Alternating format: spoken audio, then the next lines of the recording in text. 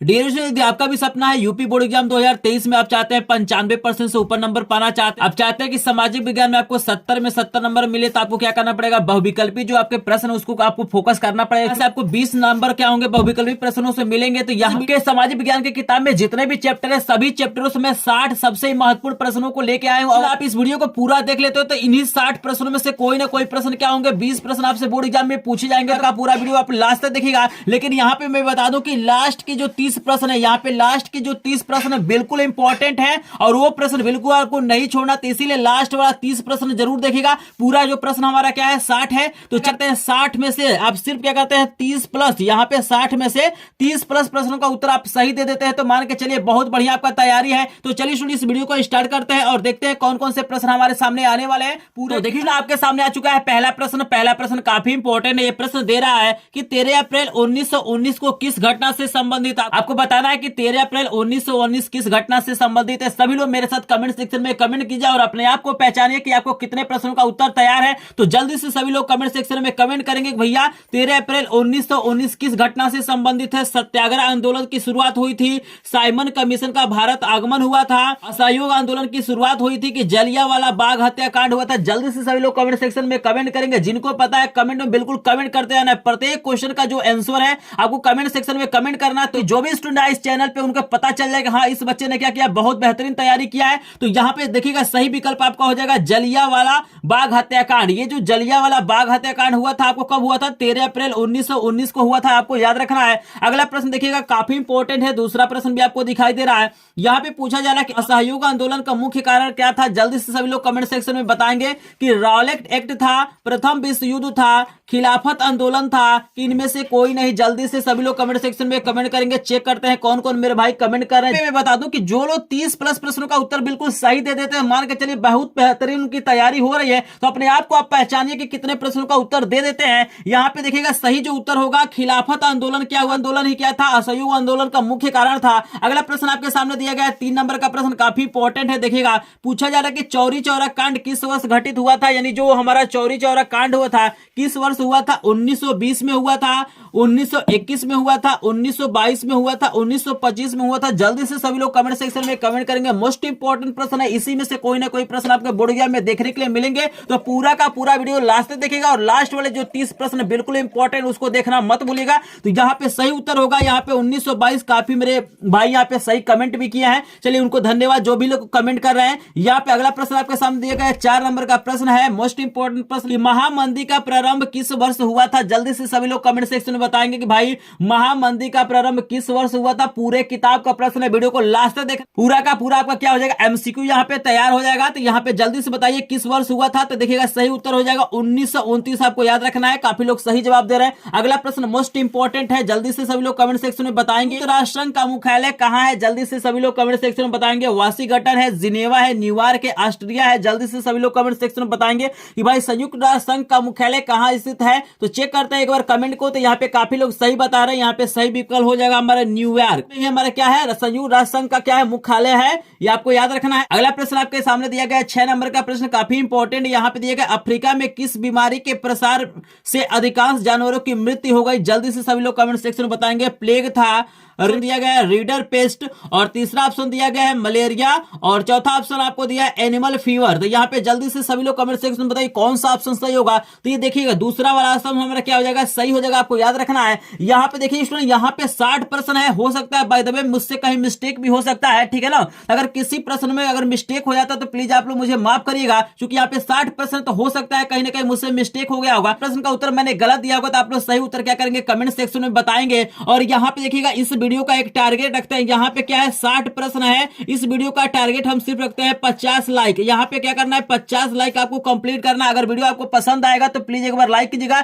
अगर चैनल पे नए होंगे चैनल को सब्सक्राइब भी करेंगे, क्योंकि एकमात्र चैनल है जो क्या करता है डेली फ्री लाइव क्लासेज और पीडीएफ नोट और मैराथन क्लासेज आपको प्रोवाइड करता है। देखिए पहली बार मैं बोर्ड एग्जाम की तैयारी नहीं करा रहा हूं, इसके पहले भी स्क्रीन पे देख सकते हैं मैंने 2022 में क्या किया था, तैयारी कराया था। और मेरे चैनल से पढ़ के यहाँ पे क्या हुआ है, बहुत सारे स्टूडेंटों का क्या हुआ है 95% से ऊपर नंबर आया है। अगर आपका भी सपना होगा 95% से ऊपर नंबर लाने का, कम समय में बेहतरीन तैयारी करना चाहते हैं, लाइव क्लास के माध्यम से पीडीएफ नोट के माध्यम से तैयारी करना चाहते हैं, बिल्कुल आपके पास पैसे नहीं है, अगर आपके पास कम समय है, पूरा का पूरा तैयारी करना चाहते हैं, तो इस चैनल को सब्सक्राइब जरूर करेगा। जाएगा और लिंक दिया गया है डिस्क्रिप्शन में टेलीग्राम ग्रुप को, वहां से ज्वाइन कर ले। इस चैनल पे पूरा का पूरा आपको तैयारी कराया जाता है बिल्कुल फ्री में। यहाँ पे देख सकते हैं बहुत सारा मैंने क्या किया, इंपॉर्टेंट प्रश्नों का पीडीएफ नोट भेज दिया था। अगर आपको नहीं मिला है पीडीएफ नोट प्रत्येक विषय का प्रत्येक चैप्टर का, तो लिंक दिया गया, वहां पे ज्वाइन करेंगे। चलिए आपके सामने लेके आते हैं अगला प्रश्न, लेकिन प्लीज एक बार हमारा सपोर्ट करेंगे। चैनल नया है तो चैनल को सपोर्ट करेंगे, तो 50 लाइक कंप्लीट करने का कोशिश करेंगे। आपके सामने आ रहा है 7 नंबर का प्रश्न। I am belong to Badaun district from UP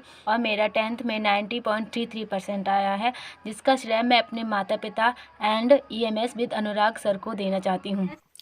तो देखिए ना, आपके सामने आ गया है 7 नंबर का प्रश्न। काफी इंपॉर्टेंट प्रश्न है। पूछा जा रहा है कि पंजाब में भूमि निम्नीकरण का मुख्य कारण क्या है। जल्दी से सभी लोग कमेंट सेक्शन में बताएंगे भाई, पंजाब में भूमि निम्नीकरण का मुख्य कारण क्या। तो यहाँ पे आपको 4 ऑप्शन दिखाई दे रहा है। बताइए पहला ऑप्शन सही होगा कि दूसरा ऑप्शन होगा कि तीसरा होगा कि चौथा ऑप्शन होगा। जल्दी से सभी लोग कमेंट सेक्शन में बताइएगा। देखिएगा सही जो आपका उत्तर हो जाएगा, अधिक सिंचाई हमारा क्या इसका कारण है, तो आपको याद रखना है कि तीसरा वाला ऑप्शन हमारा क्या है, सही है। अगला प्रश्न भी आपको दिखाई दे रहा है कि कपास की खेती के लिए कौन सी मृदा उपयुक्त होती है। जल्दी से सभी लोग कमेंट सेक्शन में बताएंगे कि भाई कपास की खेती के लिए कौन सी मृदा क्या होती है, उपयुक्त होती है। जल्दी से सभी लोग कमेंट सेक्शन में बताएंगे। काली मृदा होती है, लाल मृदा होती है, जलोढ़ मृदा होती है, लेटराइट मृदा होती है। तो जल्दी से सभी लोग कमेंट सेक्शन में कमेंट करेंगे। देखिएगा सही उत्तर आपका हो जाएगा काली मृदा। जो काली मिट्टी होती है वो क्या होती है, कपास की खेती के लिए क्या होती है, बढ़िया मानी जाती है। अगला प्रश्न आपके सामने दिया गया है, इनमें से कौन सा संसाधन पुनः चक्रीय है। जल्दी से सभी लोग कमेंट सेक्शन में बताएंगे। लोहा है, ज्वारी ऊर्जा है, पवन ऊर्जा है, पशुधन है। जल्दी से सभी लोग कमेंट सेक्शन में बताना कि भाई कौन पुनः चक्रीय है, किसे पुनः प्राप्त किया जा सकता है। तो जल्दी से सभी लोग कमेंट सेक्शन में बताएंगे। तो यहाँ पे सही ऑप्शन हो जाएगा, यहाँ पे 9 नंबर का जो हमारा सही ऑप्शन होगा, यहाँ पे लोहा हो जाएगा। पहला वाला ऑप्शन क्या है, सही है। अगला प्रश्न आपके सामने आता है। देखिएगा आपके सामने 10 नंबर का प्रश्न आ गया है। मोस्ट इंपोर्टेंट प्रश्न है, बोर्ड एग्जाम 2023 के लिए मोस्ट इंपोर्टेंट प्रश्न दिया गया। चिपको आंदोलन संबंधित है। जल्दी से सभी लोग कमेंट सेक्शन में बताएंगे कि भाई चिपको आंदोलन किससे संबंधित है। मृदा संरक्षण से है, वन संरक्षण से है, जल संरक्षण से कि वायु संरक्षण से। जल्दी से सभी लोग कमेंट सेक्शन में करेंगे कमेंट और जल्दी से बताइए कौन सा ऑप्शन सही होगा।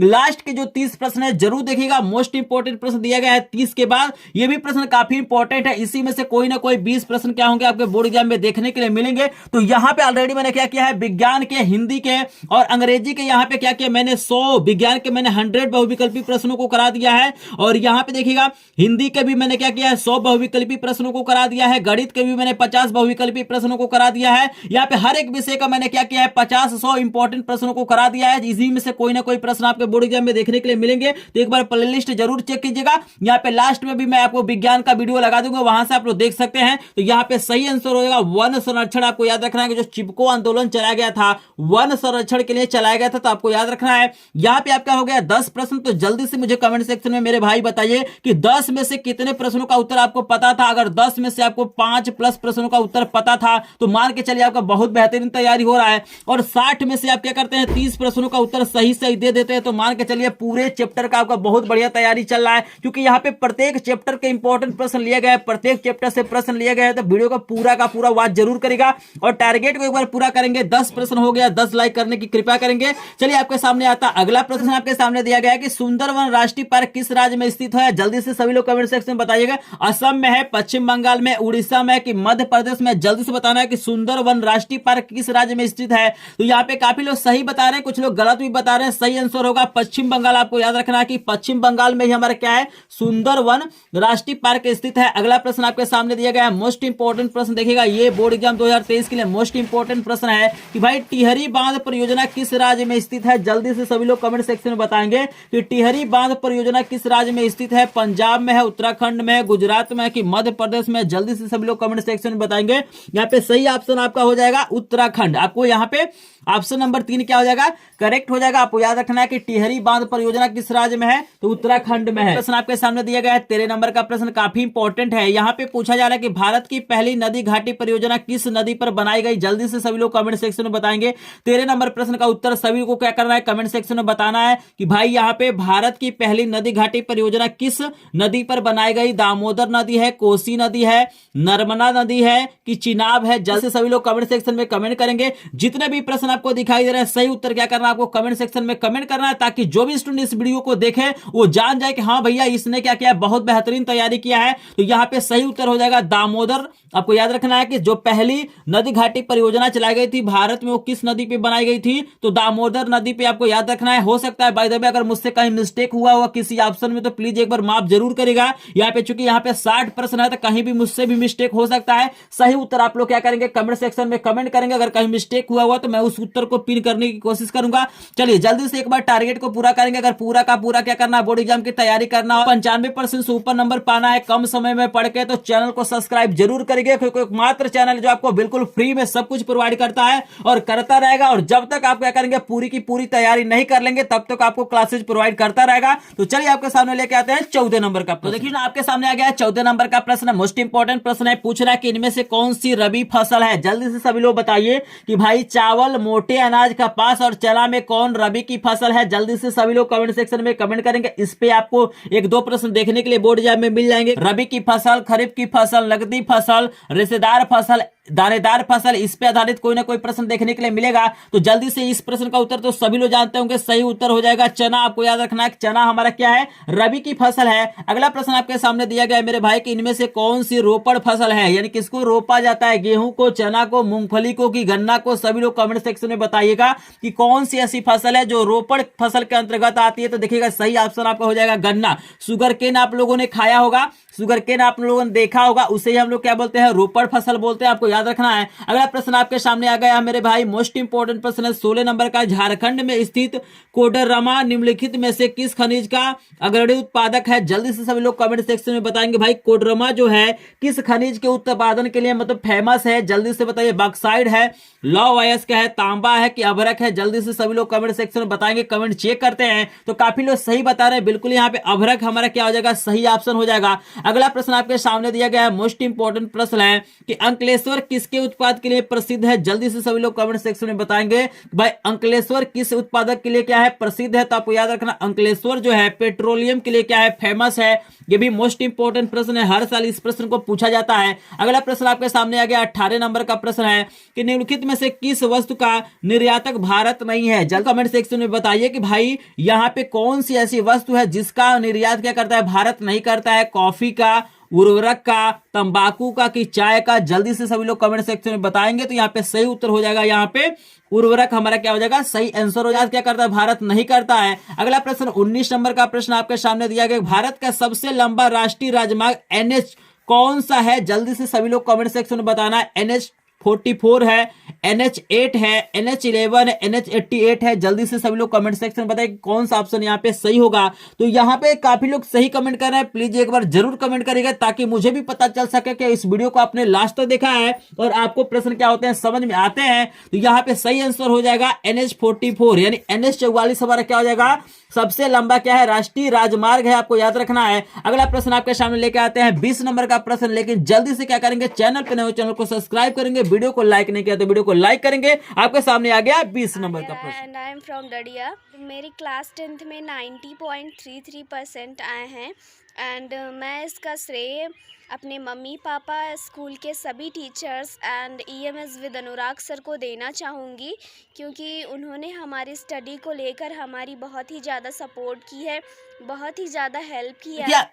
तो देखिए सर आपके सामने आ गया है 20 नंबर का प्रश्न। मोस्ट इंपोर्टेंट प्रश्न है, कह रहा है कि ये प्रश्न कह रहा है कि श्रीलंका स्वतंत्र राष्ट्र कब घोषित हुआ? जल्दी से आपको कमेंट सेक्शन में बताना भाई श्रीलंका जो है स्वतंत्र राष्ट्र कब घोषित हुआ, 1947 में, 1950 में, 1948 में कि 1945 में? जल्दी से सभी लोग कमेंट सेक्शन में बताएंगे। तो यहाँ पे मैं देख पा रहा हूँ काफी लोग सही कमेंट कर रहे हैं, तो यहाँ पे बिल्कुल सही आंसर हो जाएगा। 1948 में क्या हुआ था, श्रीलंका स्वतंत्र राष्ट्र घोषित हुआ था। अगला प्रश्न आपके सामने दिया गया है कि श्रीलंका में निम्नलिखित में से कौन सा बहुसंख्यक वर्ग है? जल्दी से सभी लोग कमेंट सेक्शन में बताएंगे। तमिल है, ईसाई है, सिंहली है कि मुस्लिम है? जल्दी से सभी लोग कमेंट सेक्शन में बताएगा। तो सही आंसर हो जाएगा सिंहली हमारा क्या है, जो हमारा बहुसंख्यक वर्ग है, क्या है, श्रीलंका में पाया जाता है। आपको याद रखना। अगला प्रश्न आपके सामने दिया गया है, मोस्ट इंपोर्टेंट प्रश्न है, भारत में पंचायती राज्य की स्थापना कब हुई थी? 1980 में, 1990 में, 1992 में कि 2004 में? जल्दी से सभी लोग कमेंट सेक्शन में बताएंगे। यहाँ पे सही उत्तर काफी लोग सही बता रहे हैं। यहाँ पे 1992 हमारा क्या हो जाएगा, सही आंसर हो जाएगा। इसी में क्या हुआ था, पंचायती राज की स्थापना हुई थी। अगला प्रश्न आपके सामने दिया गया है 23 नंबर का प्रश्न, मोस्ट इंपोर्टेंट प्रश्न है। यहाँ पे देखिएगा सूचियों से संबंधित काफी प्रश्न आपसे पूछा जाता है। संघीय सूची हो गया, आपका समवर्ती सूची हो गया, राज्य सूची हो गया, इससे संबंधित बहुत सारे प्रश्न आते हैं। तो आपको बताना है कि निम्नलिखित में से कौन सा संघीय सूची का विषय है। जल्दी से सभी लोग बताइए कि संघीय सूची के अंतर्गत क्या क्या चीजें आती है। रक्षा आता है कि व्यापार आता है कि कृषि आता है कि शिक्षा आता है। जल्दी से सभी लोग कमेंट सेक्शन में बताएंगे। तो यहाँ पे सही ऑप्शन हो जाएगा रक्षा। यहाँ पे रक्षा जो हमारा है वो क्या होता है, संघीय सूची के अंतर्गत आता है। अगला प्रश्न आपके सामने दिया गया है 24 नंबर का प्रश्न है, मोस्ट इंपोर्टेंट प्रश्न दिया गया है कि अमेरिका सामाजिक विभाजन के कारण कौन थी। अमीर और गरीब था, आधुनिक एवं रूढ़िवादी था, श्वेत और अश्वेत था, इनमें से कोई नहीं। तो जो लोग अपना अंग्रेजी का चैप्टर पढ़े होंगे, नेशनल मंडेला वाला जो चैप्टर पढ़े होंगे, तो लोग आसानी से बता सकते हैं भाई अमेरिका में जो सामाजिक विभाजन का कारण कौन था। तो जल्दी से सभी लोग बताइएगा। यहाँ पे तीसरा ऑप्शन क्या हो जाएगा, सही हो जाएगा। आप लोग चैप्टर पढ़े होंगे तो इसका आसानी से उत्तर आप लोग जानते हैं। तो कितने लोग कमेंट सेक्शन में बताएंगे कि कौन कौन क्या किया, ये चैप्टर अच्छे से पढ़ा है। चूंकि अंग्रेजी में इस चैप्टर से बहुत सारे प्रश्न आपसे पूछे जाते हैं। तो यहाँ पे श्वेत और अश्वेत हमारा क्या हो जाएगा, सही आंसर हो जाएगा। तो जिनको भी 24 प्रश्न समझ में आ गया प्लीज एक बार वीडियो को लाइक कीजिएगा। अभी तक आपने क्या किया, 24 लाइक का टारगेट नहीं पूरा किया, तो प्लीज एक बार टारगेट को पूरा करेंगे। चैनल पे नए हो चैनल को सब्सक्राइब करेंगे और वीडियो को लाइक जरूर करेंगे। आपका लाइक हमें क्या करता है, मोटिवेट करता है। अगर आप लाइक करते हैं, शेयर करते हैं, सब्सक्राइब करते हैं तो हम लोग मोटिवेट होते हैं और अच्छे और बेहतरीन क्वालिटी के कंटेंट बनाने की कोशिश करते हैं। और मैं मां सरस्वती से कामना करूंगा कि जितने भी स्टूडेंट मेरे चैनल से क्या हो रहा है, पढ़ रहे हैं, उनका बोर्ड एग्जाम 2023 में 95% से ऊपर नंबर लाए। अगर आप भी मां शारदे से प्रेम करते हैं, आप भी चाहते हैं कि मां शारदे का आशीर्वाद आप पे बना रहे, तो प्लीज एक बार चैनल पे नए हो चैनल को सब्सक्राइब करेंगे, वीडियो को क्या करेंगे, लाइक करेंगे और शेयर करने की जरूर कोशिश। आपने क्या किया, अभी तक ग्रुप को ज्वाइन नहीं किया तो ग्रुप को ज्वाइन करिए। चूंकि जो भी मैं प्रश्न बताता हूं, जैसे ये प्रश्न आपको बता रहा हूं, तो इसका भी पीडीएफ आपको मैं क्या करूंगा, सेंड कर दूंगा ग्रुप में। और ऑलरेडी मैंने क्या किया है, सभी विषयों का क्या किया, इंपॉर्टेंट प्रश्न जो भी मैंने पढ़ाया है, लाइव पढ़ाया, चाहे यहाँ पे वीडियो ऑफलाइन डाला है, सबको मैंने क्या किया है, पीडीएफ के रूप में सेंड कर दिया। तो आप लोग देर मत कीजिए, क्योंकि बहुत कम जगह है, जल्दी से जल्दी ग्रुप को ज्वाइन कीजिएगा। तो चलिए आपके सामने लेके आते हैं 25 नंबर प्रश्न। लेकिन एक बार जल्दी से कमेंट सेक्शन में बताइएगा कि 24 में से कितने प्रश्नों का उत्तर आपको पता था। और यहाँ पे 24 में से 15 प्लस प्रश्नों का उत्तर पता था, तो मान के चलिए बहुत बेहतरीन तैयारी। पूरे किताब का प्रश्न है तो पूरा का पूरा वीडियो जरूर देखिएगा। सामने हम लेके आ रहे हैं 25 नंबर का प्रश्न। तो देखिए आपके सामने आ गया है 25 नंबर का प्रश्न। प्रश्न कह रहा है कि भारत में यहाँ औरतों के लिए आरक्षण की व्यवस्था है। जल्द आपको बताना है कि भारत में कहां पे औरतों के लिए क्या है, आरक्षण की व्यवस्था है। लोकसभा में, विधानसभा में, मंत्रिमंडल में, पंचायती राज की संस्थाएं। जल्दी से सभी लोग कमेंट सेक्शन में बताइए कि कहां पे आरक्षण दिया जाता है। तो आपको याद रखना है कि चौथा वाला विकल्प हमारा सही है।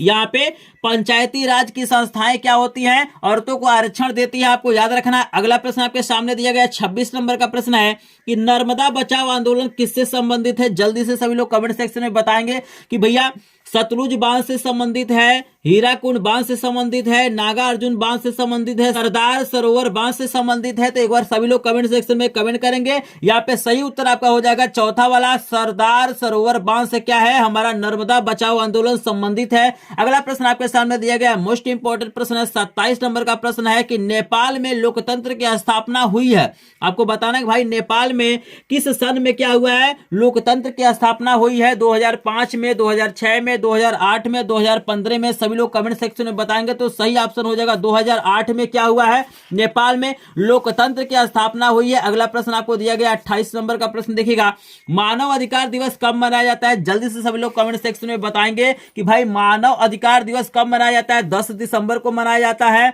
14 नवंबर को मनाया जाता है, 5 सितंबर को मनाया जाता है, 15 अगस्त को मनाया जाता है। जल्दी से सभी लोग बताएंगे तो बिल्कुल सही आंसर हो जाएगा 10 दिसंबर को हम लोग क्या करते हैं, मानव अधिकार दिवस क्या करते हैं, मनाते हैं। अगला प्रश्न आपके सामने है 29 नंबर का प्रश्न दिया गया है कि भारत में मताधिकार की आयु क्या है, मतलब कितने वर्ष के आदमी हो जाता है तो क्या करता है, वोट दे सकता है, मतदान कर सकता है। तो जल्दी से बताइए, मोस्ट इंपोर्टेंट प्रश्न है, बिल्कुल आसान प्रश्न है। आई थिंक सभी लोग जानते होंगे, मैं देख भी पा रहा हूं कि सभी लोग क्या कर रहे हैं, सही कमेंट कर रहे हैं। तो यहाँ पे सही उत्तर हो जाएगा 18 वर्ष का जब आदमी हो जाता है या उसके ऊपर आता है तो क्या कर सकता है, मतदान कर सकता है। अगला प्रश्न दिया गया है 30 नंबर का प्रश्न, मोस्ट इंपोर्टेंट है भाई मेरे, देख लीजिएगा।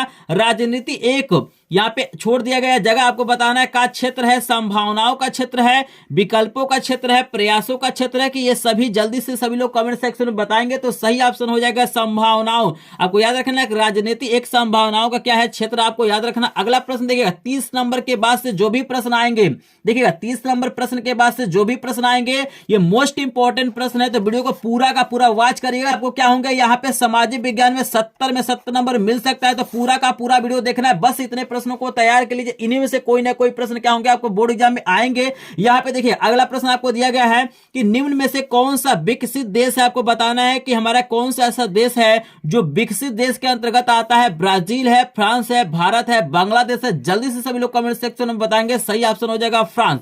फ्रांस हमारा क्या है, विकसित देश के अंतर्गत आता है। तो अभी तक आपने क्या किया है, चैनल को सब्सक्राइब नहीं किया तो प्लीज एक बार चैनल को सब्सक्राइब करेंगे, और वीडियो को अभी तक लाइक नहीं किया तो वीडियो को लाइक करेंगे। यहाँ पे मैंने करा दिया 31 प्रश्न, मेरे पास अभी भी क्या है 30+ प्रश्न है, तो पूरा का पूरा वीडियो जरूर वॉच करिएगा। आपके सामने आने वाला है 32 नंबर का प्रश्न। अभी अनुराग सर का चैनल सब्सक्राइब नहीं किया है, प्लीज जल्दी से कर लीजिए अगर आपको अच्छी स्टडी चाहिए तो देखिए ना आपके सामने आ गया है 32 नंबर का प्रश्न दिया गया है कि निम्नलिखित से किस राज्य की प्रति व्यक्ति आय सर्वाधिक है। जल्दी से सभी लोग कमेंट सेक्शन में बताइए भाई कौन सा ऐसा राज्य है जिसकी आय प्रति व्यक्ति क्या है, सर्वाधिक है। हरियाणा है, राजस्थान है, बिहार है, मेघालय है। जल्दी से सभी लोग कमेंट सेक्शन में बताएंगे। सही उत्तर आपका हो जाएगा हरियाणा।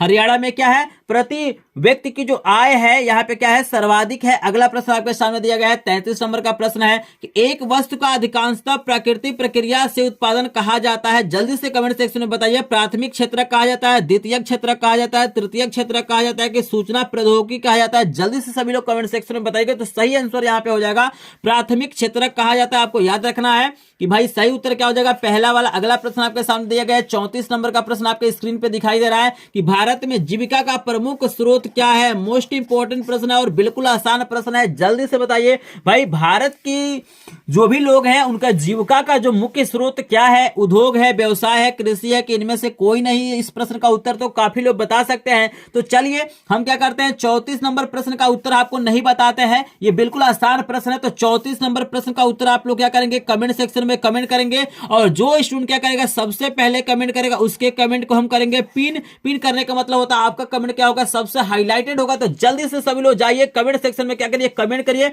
आप लिखिएगा 34 नंबर प्रश्न का जो भी उत्तर होगा आप लोग कमेंट सेक्शन में बताइएगा कि भारत में जीविका का प्रमुख स्रोत क्या है। तो चेक करेंगे कौन कौन कमेंट करता है। जो लोग कमेंट करेंगे इसका मतलब है कि आपने क्या किया है, वीडियो को पूरा देखा है। चलिए अगला प्रश्न आपके सामने लेकर आते हैं। 35 नंबर का प्रश्न दिया गया है कि विश्व व्यापार संगठन का मुख्यालय कहां स्थित है। जल्दी से सभी लोग कमेंट सेक्शन में बताएंगे कि विश्व व्यापार संगठन का मुख्यालय कहां पे। तो जल्दी से बताइए, न्यूयॉर्क में है, पेरिस में है, जिनेवा में है, ऑटोवा में है। जल्दी से बताइएगा। यहाँ पे सही उत्तर हो जाएगा जिनेवा में क्या है, विश्व व्यापार संगठन का मुख्यालय है। तो आपको याद रखना है। अगला प्रश्न आपके सामने दिया गया है 36 नंबर का प्रश्न दिया गया है। मोस्ट इंपॉर्टेंट प्रश्न है कि वैश्वीकरण ने जीवन स्तर के सुधार में सहायता पहुंचाई है। सभी लोगों के, विकसित देशों के लोगों को, विकासशील देशों को, श्रमिकों को उपयुक्त में से कोई नहीं। जल्दी से सभी लोग कमेंट सेक्शन में बताइएगा। तो सही उत्तर हो जाएगा दूसरा वाला ऑप्शन हमारा क्या हो जाएगा, सही हो जाएगा कि विकसित देशों के लोगों को क्या किया है, वैश्वीकरण ने क्या किया है, जीवन स्तर में सुधार किया है। अगला प्रश्न आपके सामने दिया गया है 37 नंबर का प्रश्न है। मोस्ट इंपॉर्टेंट प्रश्न है कि भारत में उपभोक्ता संरक्षण अधिनियम कब पारित हुआ। जल्दी से सभी लोग कमेंट सेक्शन में बताएंगे कि 1982 में, 1984 में, 1985 में, 1986 में। तो जल्दी से सभी लोग कमेंट सेक्शन में बताइएगा।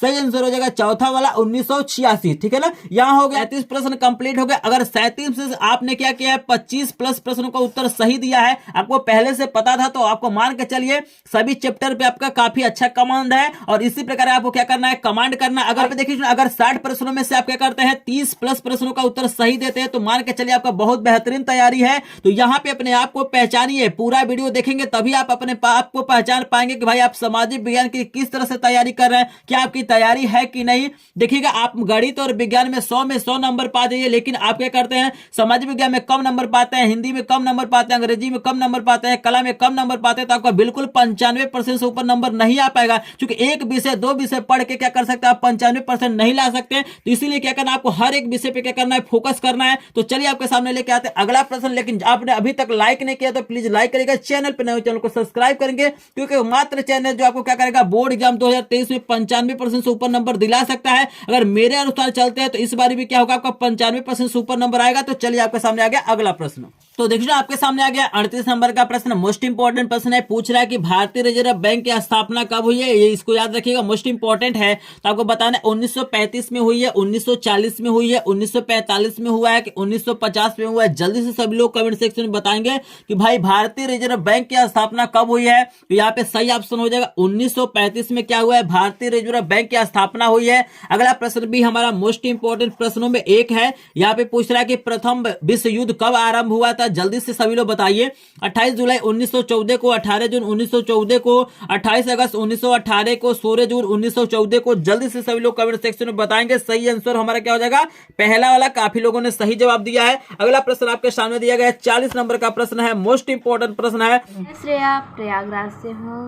सबसे पहले मैं अनुराग सर को धन्यवाद करती हूँ क्योंकि मैं 10th का पेपर अनुराग सर से पढ़कर ही दी। 40 नंबर का प्रश्न आपको दिखाई दे रहा है, मोस्ट इंपॉर्टेंट प्रश्न है। पूछा जा रहा है कि प्रथम विश्व युद्ध के समय अमेरिका के राष्ट्रपति कौन थे। जल्दी से सभी लोग कमेंट सेक्शन में बताएंगे भाई कौन थे, विल्सन थे, लिंकन थे, कैंडली थे कि वाशिंगटन थे। जल्दी से सभी लोग कमेंट सेक्शन में बताइएगा। सही आंसर हो जाएगा पहला वाला, विल्सन हमारे क्या थे, उस समय के क्या थे, राष्ट्रपति थे। अगला प्रश्न आपके सामने दिया गया है 41 नंबर का प्रश्न, मोस्ट इंपॉर्टेंट प्रश्न है मेरे भाई। इसको याद रखना है कि असहयोग आंदोलन किसने चलाया था। पंडित जवाहरलाल नेहरू ने चलाया था, मोतीलाल नेहरू ने चलाया था, महात्मा गांधी ने चलाया था कि सरदार पटेल ने चलाया था। तो जल्दी से सभी लोग कमेंट सेक्शन में बताइए भाई किसने असहयोग आंदोलन चलाया था। तो आपको याद रखना है कि सही आंसर यहाँ पे हो जाएगा महात्मा गांधी जी ने क्या किया था, असहयोग आंदोलन चलाया था। अगला प्रश्न आपके सामने है 42 नंबर का प्रश्न है कि हीराकुंड बांध कहां पे स्थित है। जल्दी से बताइए किस नदी पे क्या है स्थित है। महानदी पे स्थित है, कृष्णा नदी पे स्थित है, सतलज नदी पे स्थित है कि चंबल नदी पे। जल्दी से सभी लोग कमेंट सेक्शन में बताइएगा।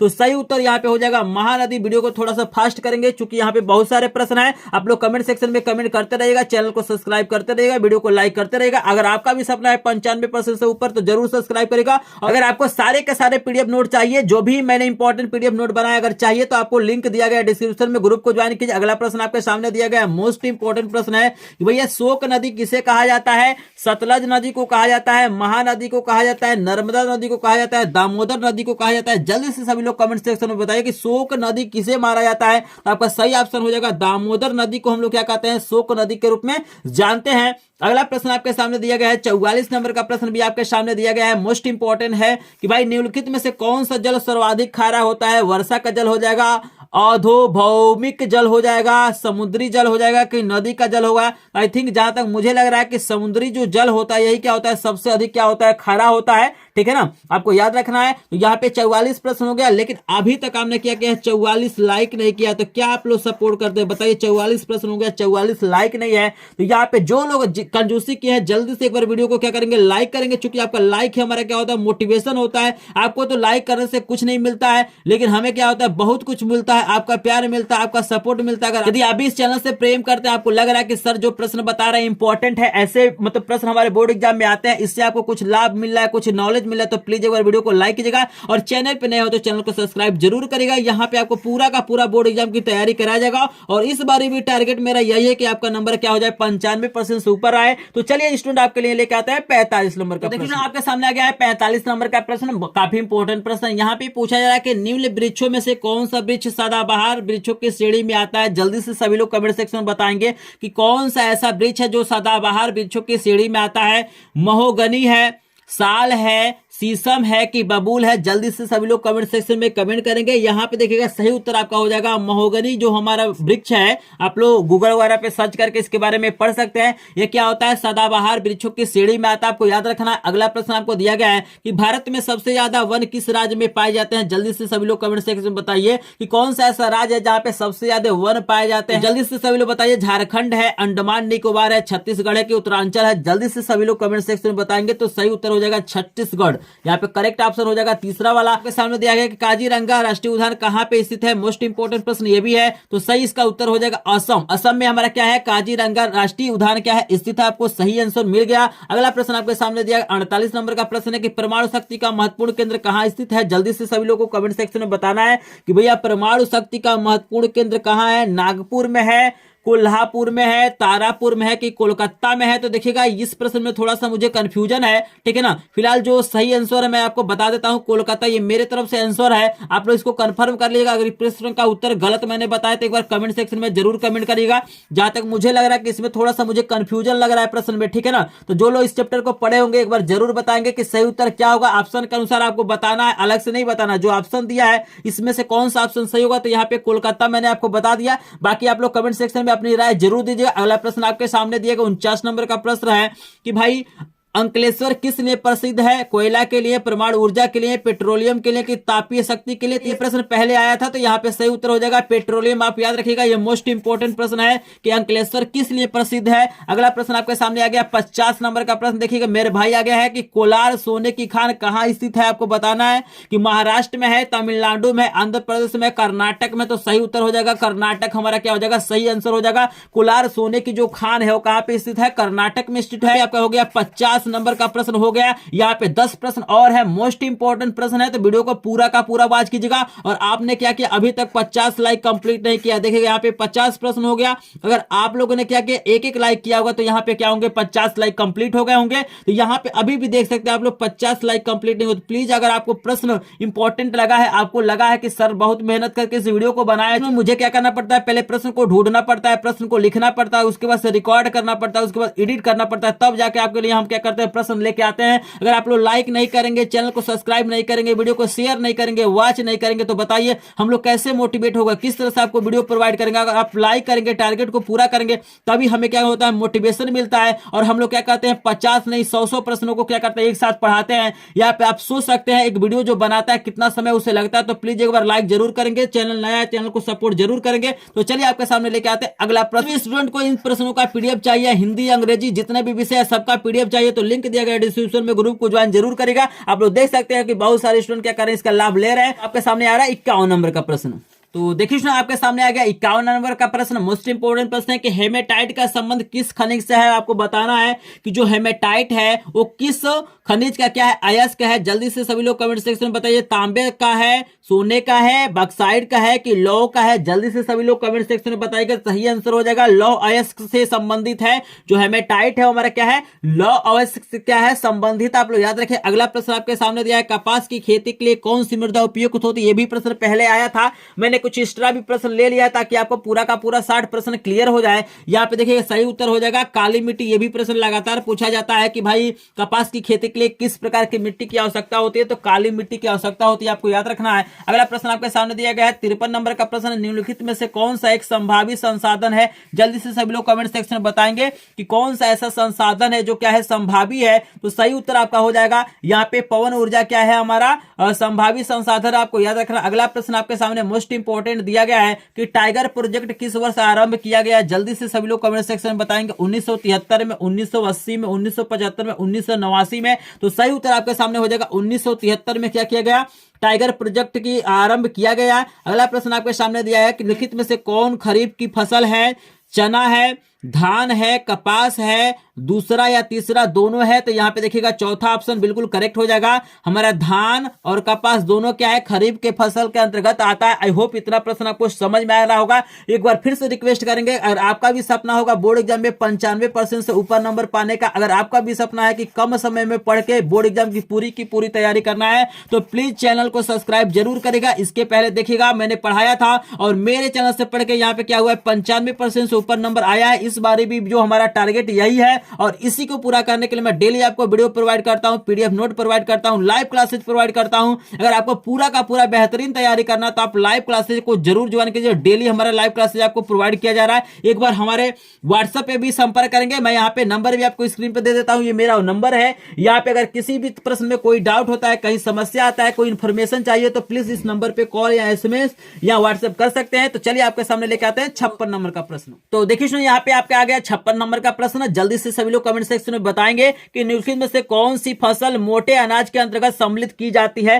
किस फसल को मोटे अनाज के अंतर्गत रखा जाता है। चना हो गया, ज्वार हो गया, मूंगफली हो गया, मूंग हो गया। तो जल्दी से सभी लोग बताएंगे। यहाँ पे सही आंसर हो जाएगा ज्वार। ज्वार जो होता है उसे मोटे अनाज के अंतर्गत क्या कहता है, सम्मिलित किया जाता है, आपको याद रखना। अगला प्रश्न मोस्ट इंपोर्टेंट है भाई, फ्रांस की क्रांति कब हुई थी। 1788 में, 1780 में, 1789 में, 1787 में। तो सही आंसर आप लोग जल्दी से सभी लोग कमेंट सेक्शन में बताइएगा। यहाँ पे सही उत्तर हो जाएगा 1789 में हमारा क्या होता, फ्रांस की क्रांति हुई थी। अगला प्रश्न आपके सामने दिया गया है कि 1789 में फ्रांस किस प्रकार का राज्य था। जल्दी से सभी लोग कमेंट सेक्शन में बताएं। असीमित राजतंत्र था, सीमित राजतंत्र था, प्रजातंत्र था, गणतंत्र था। तो सही उत्तर आपका हो जाएगा दूसरा वाला, सीमित राजतंत्र हमारा क्या हो जाएगा, सही आंसर हो जाएगा। अगला प्रश्न आपके सामने दिया है, नेपोलियन का संबंध किस देश से था। जल्दी से सभी लोग बताइएगा। यह भी प्रश्न काफी इंपॉर्टेंट है, कई बार पूछा जाता है कि भाई नेपोलियन का जो संबंध किस देश से था। जर्मनी से था, फ्रांस से था, इटली से था, इंग्लैंड से था। तो सही आंसर यहाँ पे हो जाएगा फ्रांस। काफी लोग सही जवाब दे रहे हैं। अगला प्रश्न आपके सामने दिया गया है, मोस्ट इंपोर्टेंट प्रश्न है, 2 बार ये प्रश्न आ चुका है कि भैया असहयोग आंदोलन का मुख्य कारण क्या था। रॉलेट एक्ट था, प्रथम विश्व युद्ध था, इनमें से कोई नहीं था कि खिलाफत आंदोलन था। तो सही आंसर हो जाएगा खिलाफत आंदोलन, आपको याद रखना है। यहाँ पे एक प्रश्न मैंने एक्स्ट्रा ले लिया है, 61 नंबर का प्रश्न दिया गया है कि महात्मा गांधी दक्षिण अफ्रीका से कब वापस आए थे। जल्दी से सभी लोग कमेंट सेक्शन में कमेंट करेंगे। यहाँ पे 61 नंबर प्रश्न का आपको क्या करना, उत्तर कमेंट सेक्शन में बताना है कि भैया महात्मा गांधी दक्षिण अफ्रीका से वापस कब आए थे। 1914 में, 1915 में, 1918 में, 1919 में। तो इस प्रश्न का उत्तर आप 61 नंबर प्रश्न का उत्तर जरूर कमेंट कीजिएगा, जिससे मुझे पता चलेगा कि आपने क्या किया है, वीडियो को अंत तक देखा है। चूंकि 61 नंबर हमारा लास्ट प्रश्न है, तो अगर आप इस प्रश्न का उत्तर क्या करते हैं, कमेंट करते हैं, तो मैं क्या करूंगा, अन्य प्रकार के प्रश्नों का भी क्या करूंगा, वीडियो बनाऊंगा। और प्रत्येक चैप्टर का मैं इंपॉर्टेंट प्रश्न कराता हूं लाइव क्लासेस में, तो आप लाइव क्लासेस ज्वाइन जरूर करेगा। अगर आपने अभी तक लाइक नहीं किया तो प्लीज एक बार लाइक करिएगा, चैनल पे नए हो चैनल को सब्सक्राइब करेंगे। वीडियो कैसा लगा, क्या क्या प्रश्न में गलती हुआ है, क्या क्या सही है, आप लोग कमेंट सेक्शन में अपनी राय जरूर दीजिएगा। तो मिलते हैं नेक्स्ट वीडियो में, तब तक के लिए आपका धन्यवाद। जो ने भी अभी अनुराग सर का चैनल सब्सक्राइब नहीं किया है, प्लीज जल्दी से कर लीजिए। अगर आपको अच्छी स्टडी चाहिए तो